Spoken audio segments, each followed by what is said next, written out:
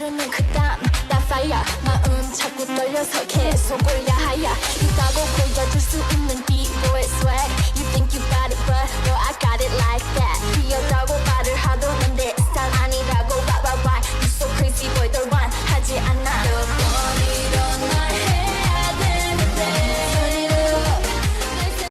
And yet another good clan battle ends up in the record books for Transformers history.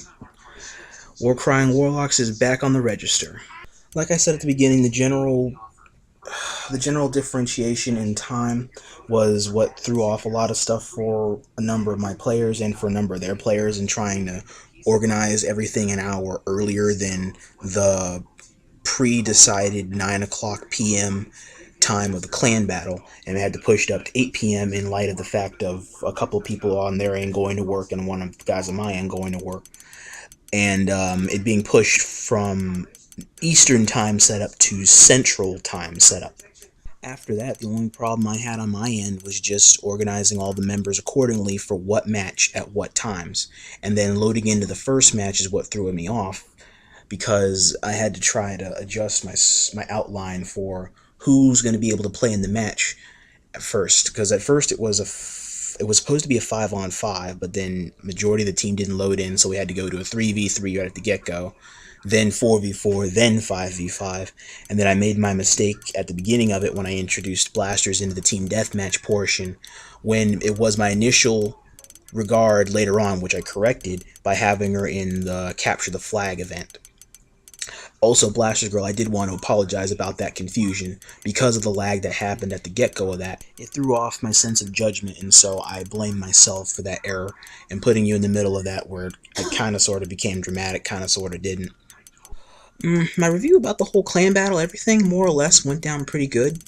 I was a little annoyed about the CRC's gun for the Destroyer, the Chaos Rift Combustor, being used by a number of their players intentionally during the middle of the match, when I'm pretty sure some of them were told about normal combat protocol in clan battles about not using that gun because it's a banned gun. However, in light of the fact that it is the first clan battle for them, and I can understand that a number of new players to the clan battling environment are not aware of said combat protocol, I'm willing to overlook that, because it's not that big of a deal. It's just courtesy to not use that gun, because anybody can get an easy kill off that gun. And it's something that's been banned from use for a long while in said view of it, because at some point it was probably spammed throughout the entirety. And respectively speaking, the objective of clan battles is to demonstrate a show of skill and a show of overwhelming teamwork and communications between all people participating in said combat. In view of teamwork, I also wanted to turn my attention to the Capture the Flag event that we held, because that more or less was an astounding show of teamwork from both ends. And it's easily one of my most liked things about the clan battle, because it ended in a tie. It could have gone either way, because we're talking about two completely new groups into the environment here, because everybody for their team was new, and everybody for my team was new. And I know that AK and a couple other guys had a few worries about me putting in inexperienced people into an environment like that. And I also comforted them in the thought, because that's precisely what I wanted to happen. The general outcome of the clan battle was not my concern. My focus for the clan battle going into this from the very beginning was to have a lot of new players from our team that haven't had a chance to be in clan battles be a part of said clan battles. Because for instance, Blasters Girl, Mr. X, and Red Primus, and T.A.C.T Super Saiyan J Goku, even though I know he was in one before, this is his second clan battle. But for those three initially that I had aforementionedly stated, this was their very first clan battle playing for us. And for Blasters and Primus, that was their very first clan battle ever. And they did astronomically well working together. I mean, I know we had mic communications going on because Blasters could only hear me, but not hear anybody else. And Red Primus could hear me, but not hear anybody else. I can hear the both of them, but they can't hear each other. And Mr. X didn't really have a mic, so I didn't have to worry about that. It's just whatever it is I said goes. And all I have to do is just be smart about how I said it and when I would say it. And if it's in a nice environment for a very nice, well-paced clan battle where it's not aggressive, it's not overly competitive, where winning has to be a necessity, then I want to try and take the initiative and take the risk in putting in noobs, as they're called, or putting in inexperienced players more often. That way they can get the experience they need and they can have fun while doing it. Because it's something completely new other than doing team deathmatch over and over and over and over again, like it really makes a difference in other game modes that are not team deathmatch. Because these are other game modes that are not completely reliant on just getting kills. There are other the more important objectives in the game mode than just killing the enemy. And there will be times in the future where I will not be able to call upon T.A.C.T's best players. And so in light of this inevitable possibility, I also need to be prepared in making sure that other players that do play under T.A.C.'s name are well equipped or prepared, or are not completely inexperienced in whatever game mode I put them in. They have somewhat of an idea of what to do before I have to actually explain to them what our general outline is, or how we're going to do what, or what role you're going to play in said game mode.